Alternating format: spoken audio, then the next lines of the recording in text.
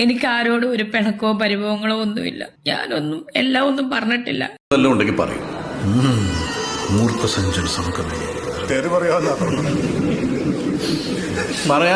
എനിക്ക് പറയാൻ തുടങ്ങിക്കഴിഞ്ഞാൽ ഇതിവിടെ അങ്ങും തീരത്തില്ല.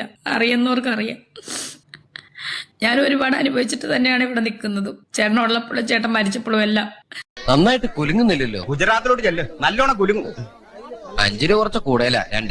പക്ഷെ ഇതൊന്നും ഞാനും ആരോടും പറഞ്ഞിട്ടില്ല. എല്ലാവർക്കും എന്റെ കുറ്റം കാണാനും ആണ് നേരം.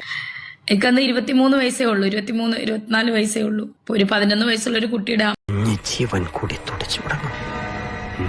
പൂജയ്ക്ക് മുഹൂർത്തമായി. അമ്മയായി പൂർണ്ണമായിട്ടും ഞാൻ അമ്മയായിട്ട് മാറിയിട്ടാണ് ഞാൻ സ്വീകരിച്ചവരെ. അതാരും ഓർക്കുന്നില്ല. ഇപ്പൊ കാണുന്ന അമ്മയില്ലേ, രേണുസുതി. രേണുസുതി ആദ്യം അമ്മേനെ വീഡിയോ കോളിൽ കാണുന്ന. യക്ഷിയുടെ യാത്ര തേർവാഴ്ചയാണ്. വഴിയരികിൽ, മലമുകളിൽ, കുളിക്കടവിൽ, ഒരിക്കലും ഉണ്ടായിരുന്ന സ്ഥലങ്ങളിൽ ആ ടൈമിൽ ഭയങ്കരമായിട്ട് കമ്പനിയായി അമ്മയായിട്ട്. സൂപ്പറായിരുന്നു ആ ടൈമിൽ. അപ്പം അങ്ങനെ ഒരു ദിവസം അമ്മ ഞങ്ങൾ എറണാകുളത്ത് നിൽക്കുമായിരുന്നു. അച്ഛന് ഇഷ്ടമാണോ? ഞാൻ ഇങ്ങനെ വെച്ചാൽ അച്ഛന് ഇഷ്ടമാണോ? നമുക്ക് ആ രീതിയിൽ പറഞ്ഞ്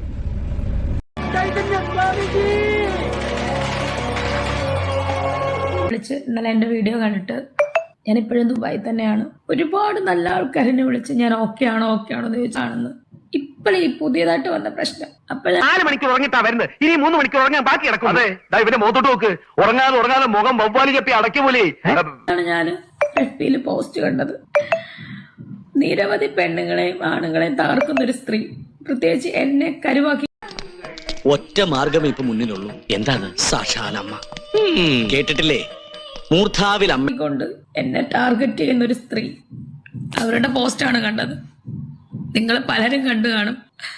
അത് കണ്ടപ്പോ എനിക്ക് ഏകദേശമൊക്കെ മനസ്സിലായി. മാനിപ്പുലേറ്റിങ്ങും അതുപോലെ വരാൻ ഇല്ല. അപ്പം FB-യിൽ ആ പോസ്റ്റ് കണ്ടപ്പോ, ആ ഫോട്ടോ കണ്ടപ്പോ എനിക്ക് മനസ്സിലായി ആരാണ് എവിടെയാണ് പ്രശ്നം ഉണ്ടാക്കിയെന്ന്, മാനിപ്പുലേറ്റ് ചെയ്യിപ്പിച്ചെന്ന്. എന്നെ ഇപ്പോഴും സ്നേഹിക്കുന്ന ഒരുപാട്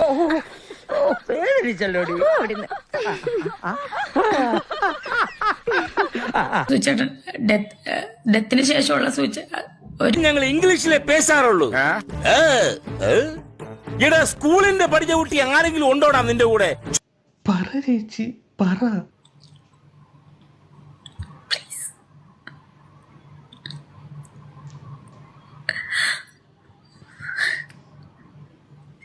എവിടാ? വല്ല ആശുപത്രിയിലും ആണോ? അല്ല, കക്കൂസില. കക്കൂസിലോ? പേടിക്കാനൊന്നുമില്ല, വന്നേ. കാണിക്കുന്നത് കണ്ടോ?